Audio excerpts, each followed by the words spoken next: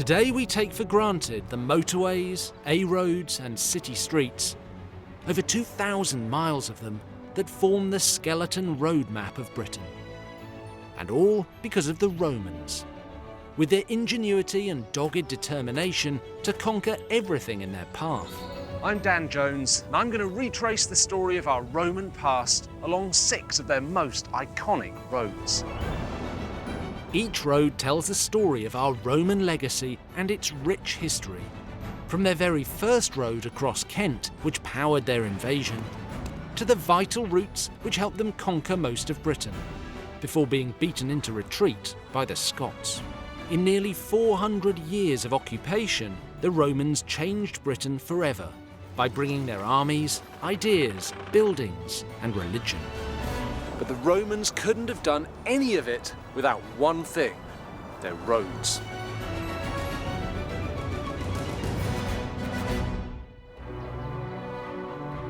This time I'm walking the route of Foss Way, arguably the most lively and hedonistic of Britain's Roman roads. Stretching for 230 miles through the heart of England, the route starts in Exeter and runs through Devon towards the spa town of Bath. Then it's on through the Cotswolds and the West Midlands, roughly following the route of the A46. It ends at the cathedral city of Lincoln. A journey along this ancient road reveals so much about life in Roman Britain, from high-minded culture to populist entertainment we would now consider barbaric. Fragments of their civilization have survived at the very start of Foss Way in Devon. The remains of a fort were found under a bus garage in Exeter in 2019. But my journey will start in a key Roman site, not just in Britain, but in the world, Aquae Sulis, known today as the City of Bath. 1 million people visit the famous Roman baths every year. And they were just as popular in the 1st century AD, when this was a site of pilgrimage for visitors from across the empire. So what exactly were those travellers looking for here? Archaeological evidence suggests that the Roman bath's main spring was treated by the native Britons as a shrine to their goddess Sulis, who the Romans identified with Minerva. Now, that name Sulis continued to appear in Bath's Roman name, Aquae Sulis, literally the waters of Sulis.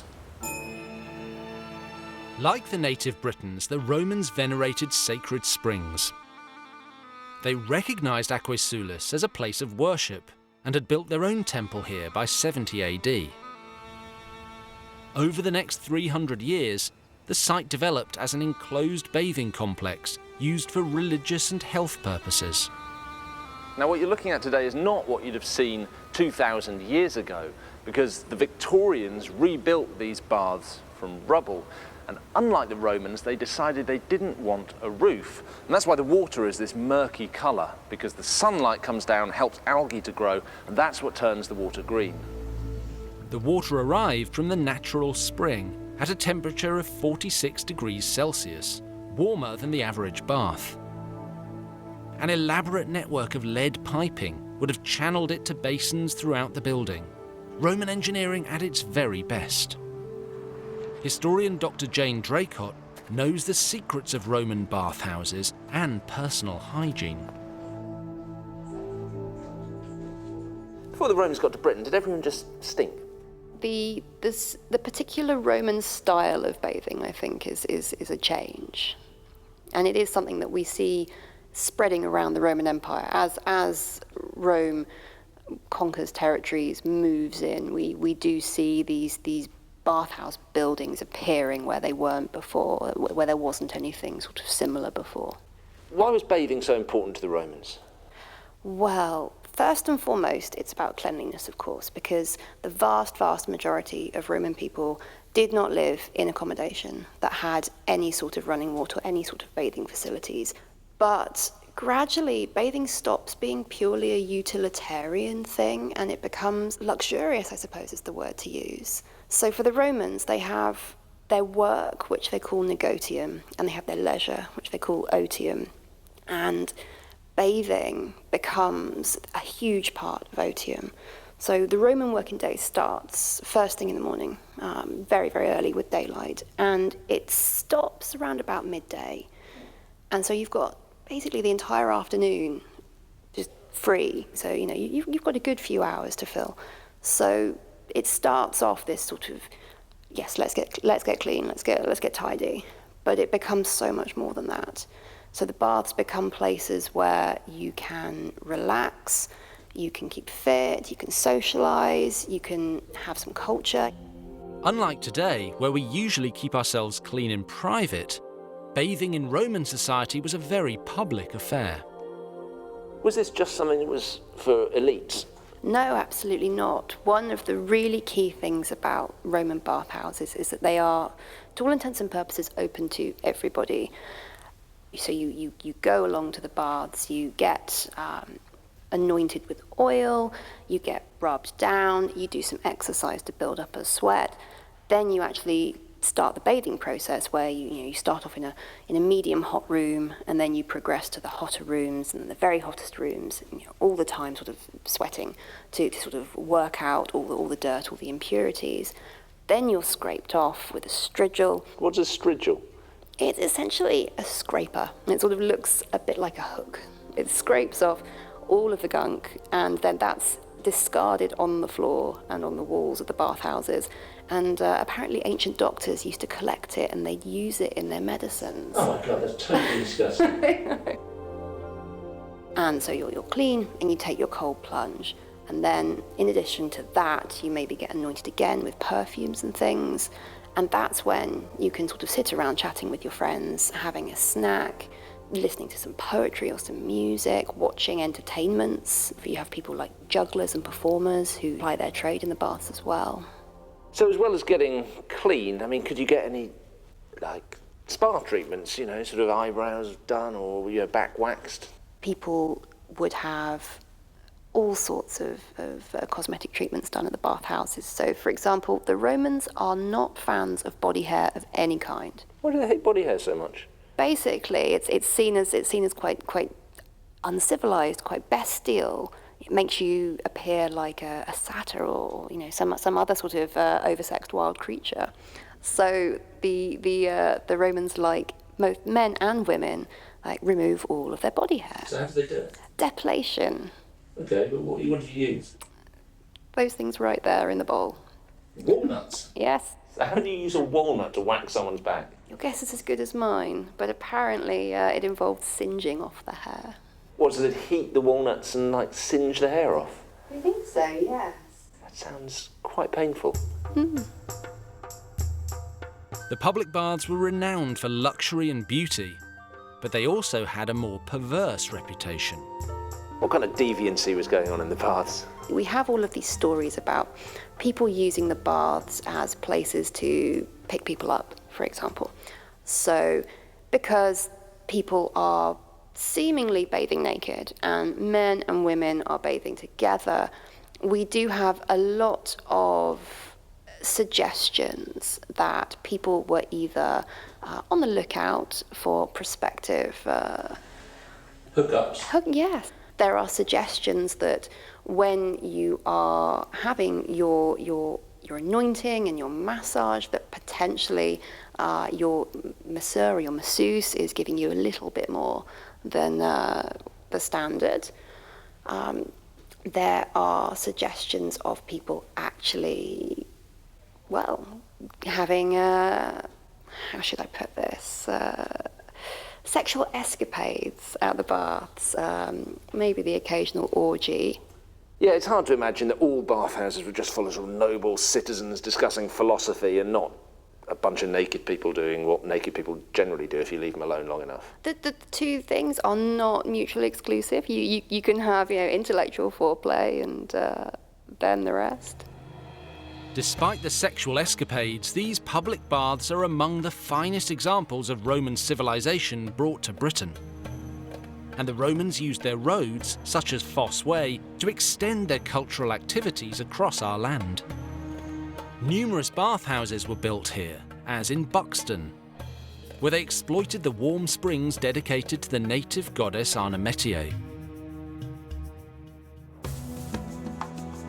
I'm following the Roman road of Foss Way from Devon towards Lincoln. The route reveals the secrets of the luxury lifestyles lived by the native Britons while under Roman rule.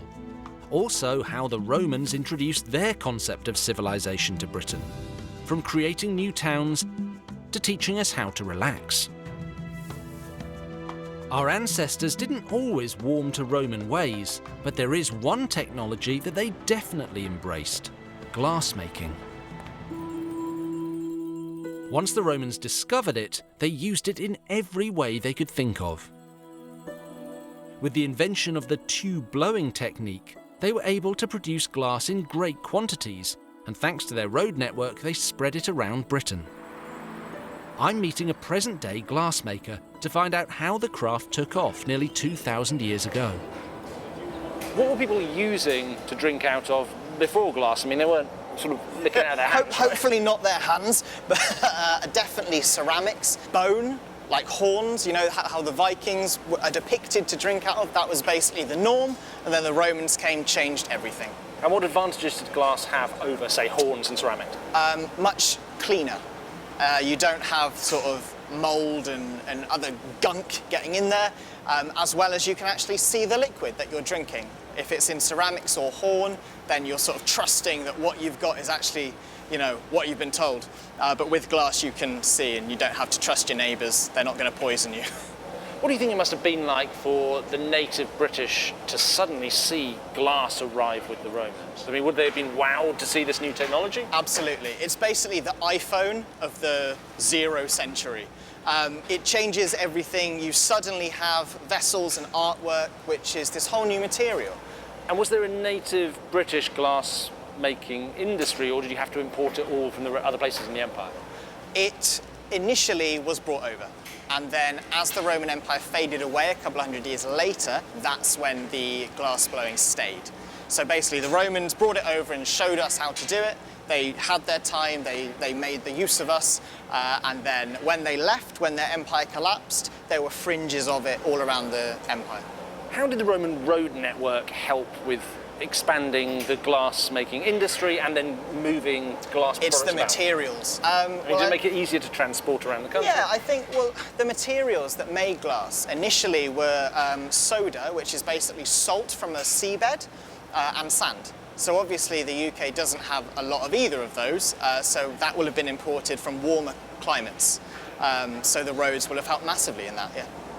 There's evidence of widespread glass production in Roman Britain. Debris has been found in places such as Colchester, Manchester and Leicester.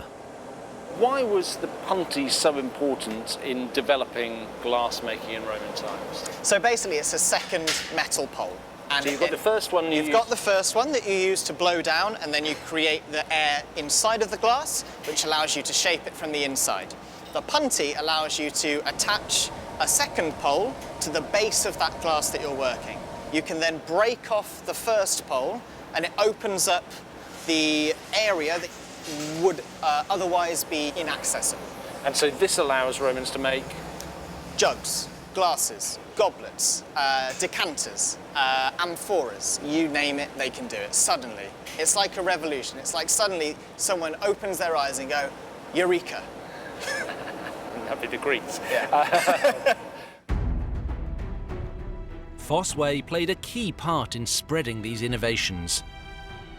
It was built along one of the earliest borders of the Roman Empire in Britain, a ditch built to defend the western limits of Roman territory, and fossa was the Latin word for ditch. Crossing a variety of landscapes, Foss Way never deviated more than 5 miles from a straight line.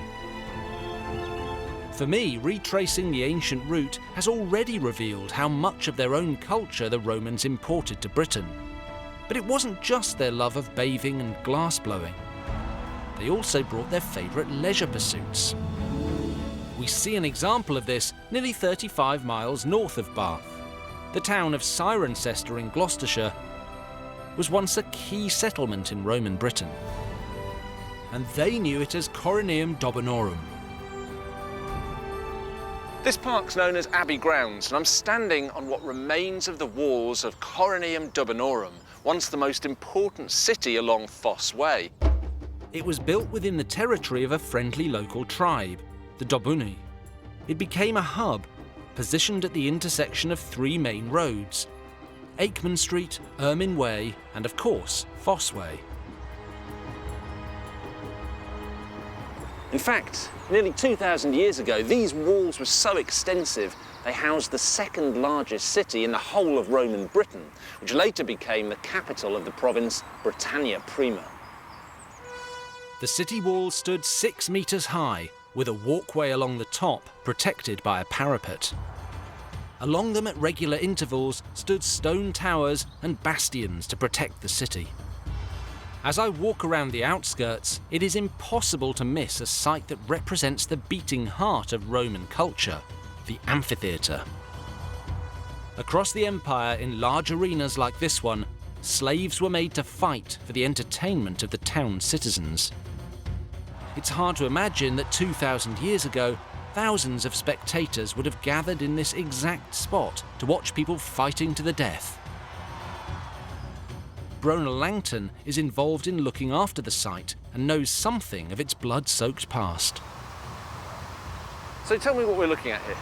This was the Roman amphitheater, so what you're looking at now, so that would have been the arena, the central stage, and these two banks were the seating for the spectators. Can you help me get a sense of what this looked like?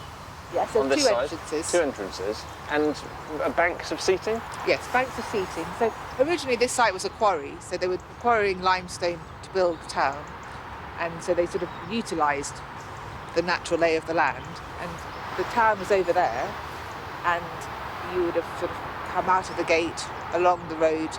There would have been stalls and a bit of a market, so you could buy some food and stuff, and then come and watch the show.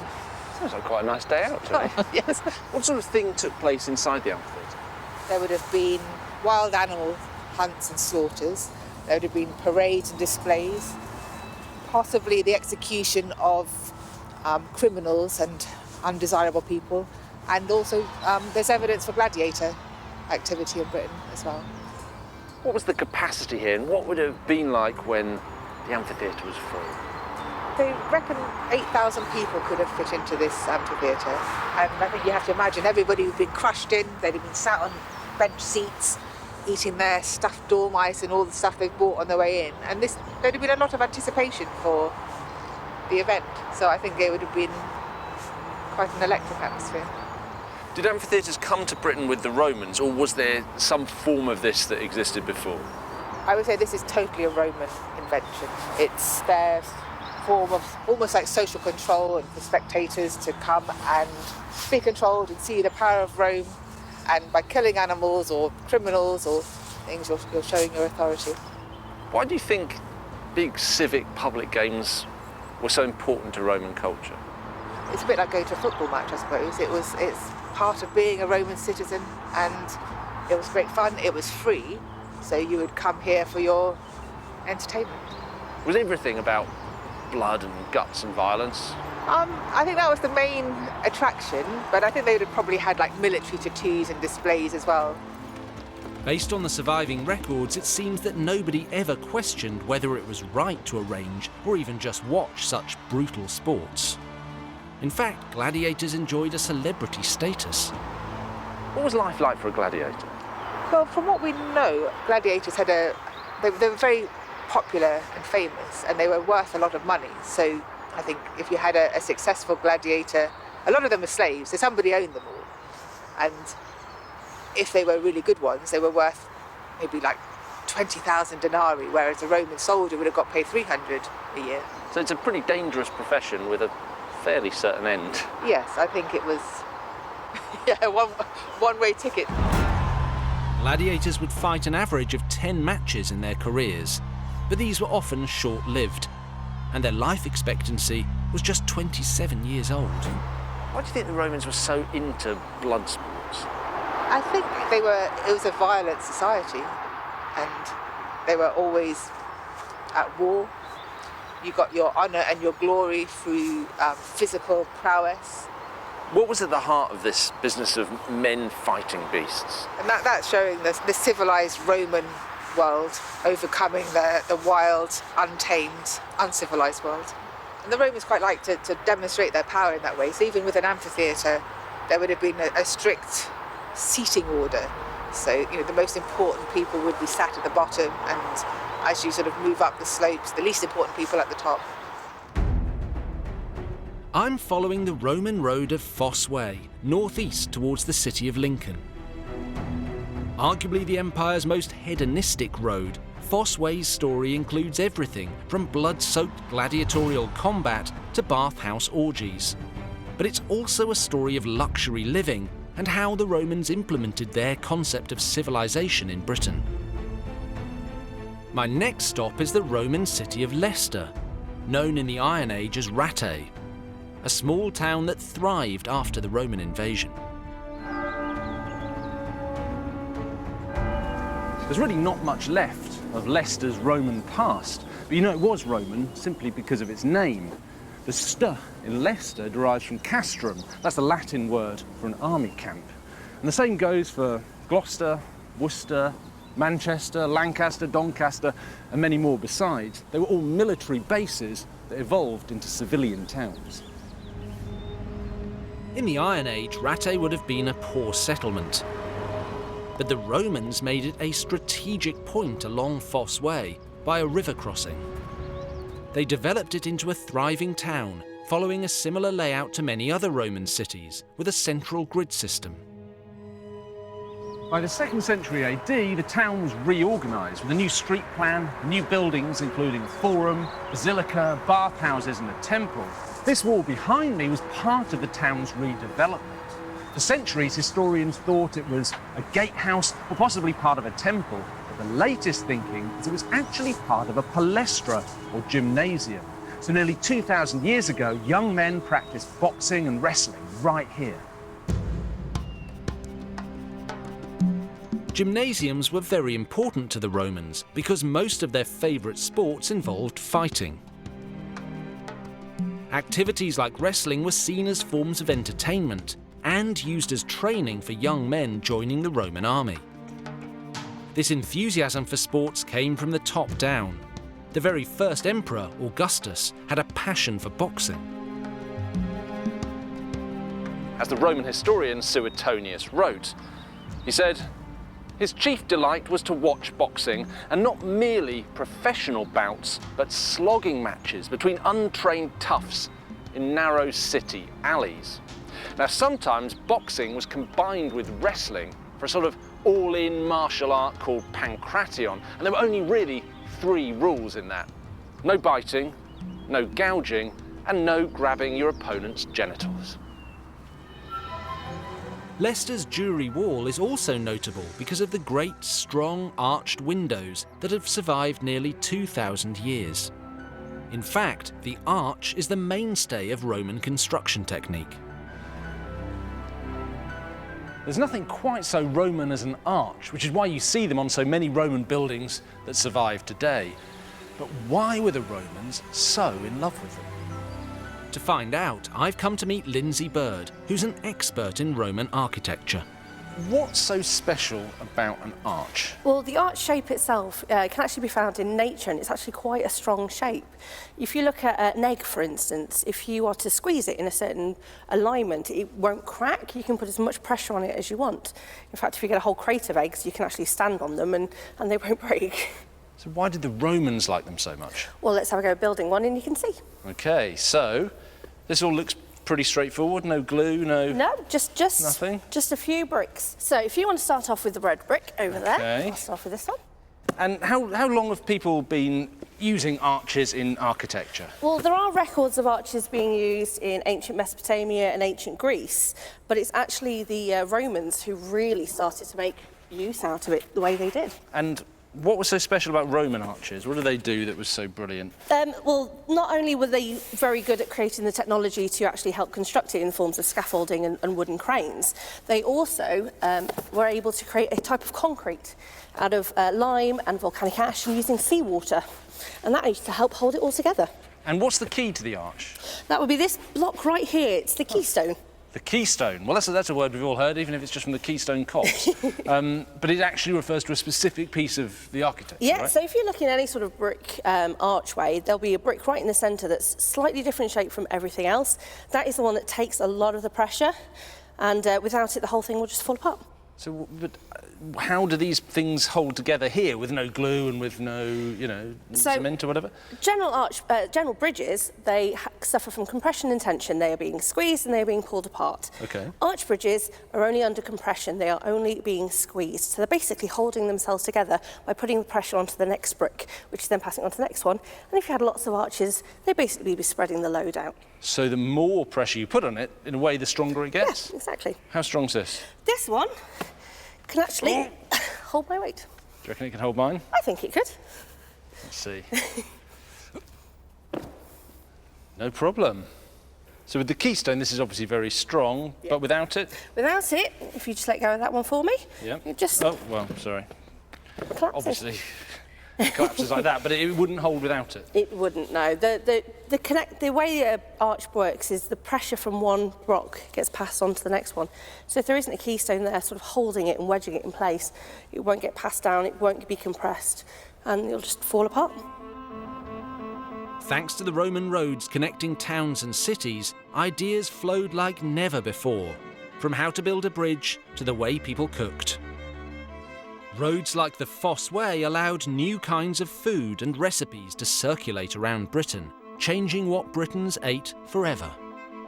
Much like today, Roman cities were a hub for all sorts of cuisine. But whether we'd be happy to eat some Roman specialities, well, that's another matter. Food historian Emma Kay has prepared a Roman feast for me, so I'm stepping off Foss Way for a while to judge for myself what Roman food might have been like.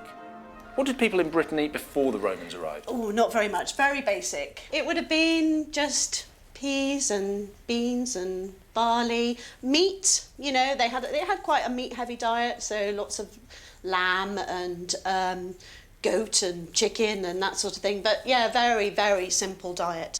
What sort of foods did the Romans bring with them? Well, they brought all kinds of things. I mean, they cultivated many, many things in Britain. For instance, we have leeks, we have carrots, we have celery. So none of this was in Britain before? No, none of this was in Britain. No leeks. Amazing. No. And apples, we only had crab apples, and plums, and medlars, and damsons, all kinds of things that they brought with them. All of this intermingling of cuisine and of ingredients, of herbs.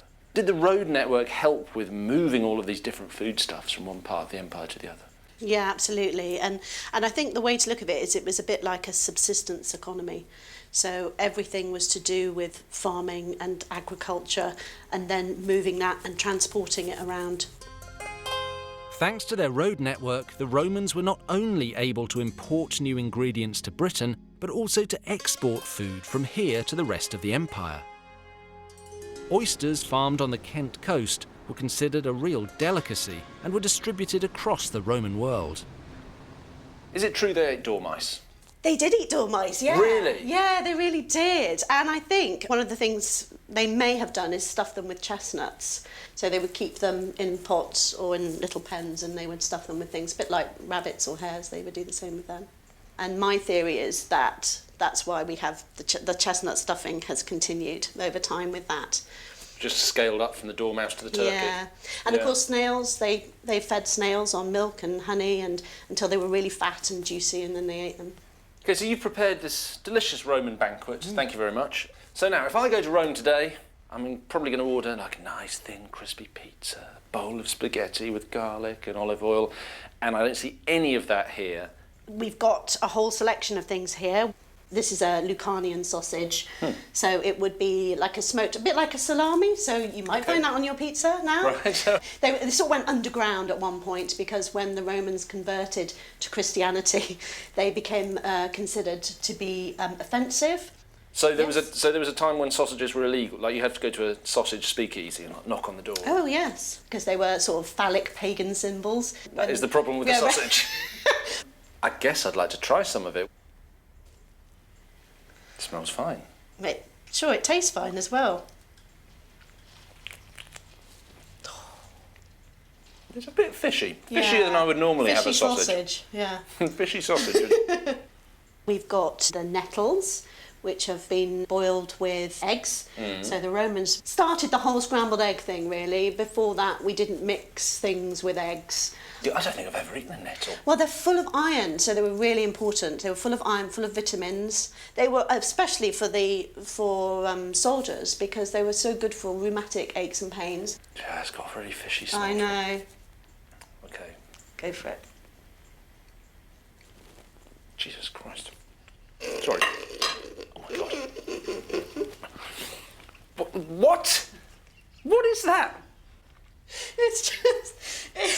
There's like 4 different flavours, all that shouldn't be in my mouth at the same time. One of them's nettles, one of them is weird mashed up egg, and one of them is like the fishiest thing I've ever eaten. Sauce. I don't think I've ever tasted anything like that. The one flavour that's come through in all of these mostly delicious foods is fish.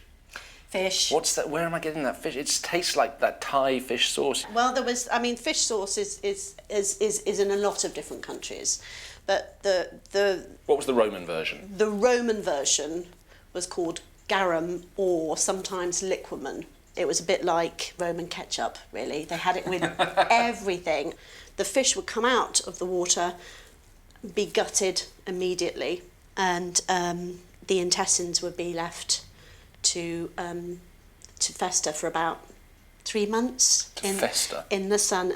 Garum comes from the fish garros, which is what they used to make it out of. And garros is a fish that seems to have disappeared. No one can really identify it anymore. But they think the nearest thing to it is a mackerel. And very handily, you've just got some fish guts sitting here. Yeah. They smell like they've been fermenting a little while. Yeah, that's about a week. So if you can imagine the stench after several months. So how did they strain the fermented fish guts? Well, you're supposed to strain it through a basket. So they'd have used baskets. How would you do it? I'm going to use some muslin. And then it's just a case of giving it a squeeze. That's it. God, that is tasty. absolutely disgusting. Tasty. But it's working. I mean, they must have liked this stuff. They really did. This is the end product. Yeah, some fish sauce that I made that way about a week ago. So.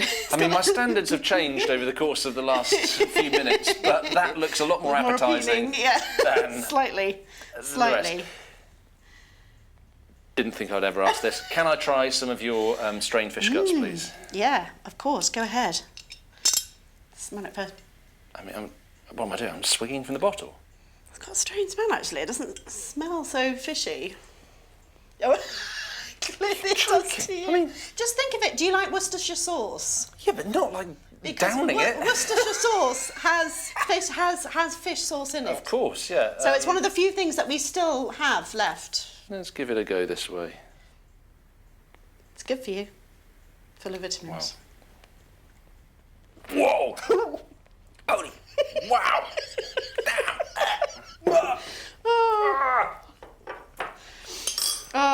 Oh, it's like every fish in the entire North Sea is currently in my mouth all at once. That's the fishiest. That is pure fish. It's just mackerel. Christ. My whole head is full of fish. Oh dear. Yeah. Don't you feel invigorated? Do you feel like you've had lots of... I feel alive, and I also feel surprised by that fact. That is the essence of the flavour that was through everything else we've tried, you know that. Yes, it would have permeated every dish. It would have been in everything, so everything would have tasted fishy. In fact, I think they probably might have overdone it a little bit. What did the Romans ever do for me? A restless night. Gave me fishy breath for the rest of the day, that's a restless night, maybe. Well, I think, thank you. That's... Should we put the lid back on? Please, yeah. I think I might go and brush my teeth, actually. I can now see why garum, nettle and dormice didn't survive into modern British cuisine. Returning to Foss Way, the route north of Leicester brings me towards Newark-on-Trent, staying close to the route of the A46. Now, once upon a time, this might have been nice stroll or a chariot ride through a bucolic landscape, but today it's definitely better seen from inside the car. In Newark itself, the route of Foss Way takes a slight detour. It was diverted in the 12th century by Alexander the Magnificent, the Bishop of Lincoln, to bring trade and goods into the town and raise its national importance. I'm travelling along Foss Way, the great road built by the Romans that runs from Devon in the southwest up to the northeast of Britain. My journey has covered 230 miles, and along the way I've seen how the Romans imposed their lavish culture, entertainment and food on the native Britons. I've now reached my final destination, the city of Lincoln, known by the Romans as Lindum Colonia. 2,000 years ago, this was a major transport hub, because it's the junction with another great Roman road, Ermine Street, running from London to York. A good deal of that traffic would have used this structure, another great surviving example of Romano-British architecture, the Newport Arch. Roman towns and cities were typically laid out with roads coming from the north, the south, the east and the west, marking out the city in the shape of a cross. Now here at Lincoln, the Newport Arch marks the north end of the city, so it would be the first point of entry for travellers coming from places like York and Corbridge. Remarkably, the arch is still in use today. It's the only surviving Roman gate in Britain and a real testament to the longevity and tenacity of Roman engineering. Archaeologist Lacey Wallace knows about its great history. What's happened to it over the years? Well, it was originally built into the walls surrounding the city. So what we're looking at here is just sort of the interior facade of what was kind of like a gateway building. Now, in Roman times, I suppose the traffic that came through wasn't as big and bulky and fast as what comes through now. I mean, does that not cause any damage?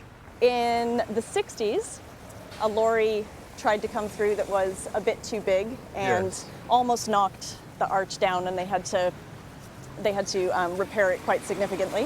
What's the point of having an arch back in Roman times? Why bother building something like that? Well, gateway structures sort of mark the entrances to the city. So in Lincoln, in the upper city here, there were 4, north, south, east, and west, where the roads entered the city. So it's a break in the city wall for the road to come in. Is it defensive? Is it to like stop the barbarians coming to the city? So a gateway would allow taxation.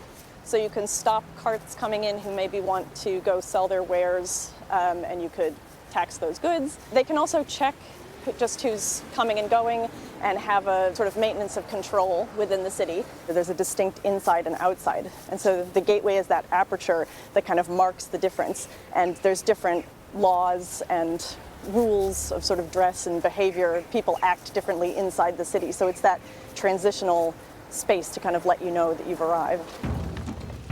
The Romans had invaded Britain in 43 AD and spent at least their first century here putting down rebellions by native Britons in Wales and the West and far north into Scotland.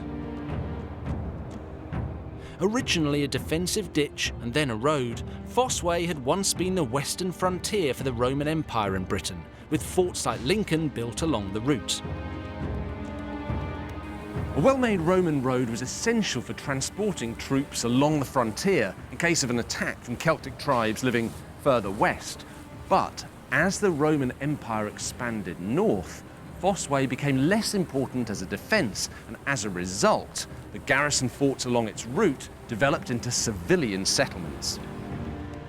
As the war effort moved further north, legionary fortresses like Lincoln became thriving towns for retired soldiers, known as colonia. Lacey is now taking me to the Mint Wall, the remains of a great public building from Roman times, to give me an idea of what daily life would have been like in the old city. There's this short period, isn't there, between Lincoln as a military outpost, and then really quite quickly it develops into a civilian town. Yeah, so the Legion moved on, they went to Chester, and the structure of the city here is it's a good spot, and there were already buildings and roads. So it was a sensible place for a veteran colony to be constructed. And a veteran colony is a civic space, but obviously occupied by former military personnel. Compared to where we're standing right now, where is Foss Way?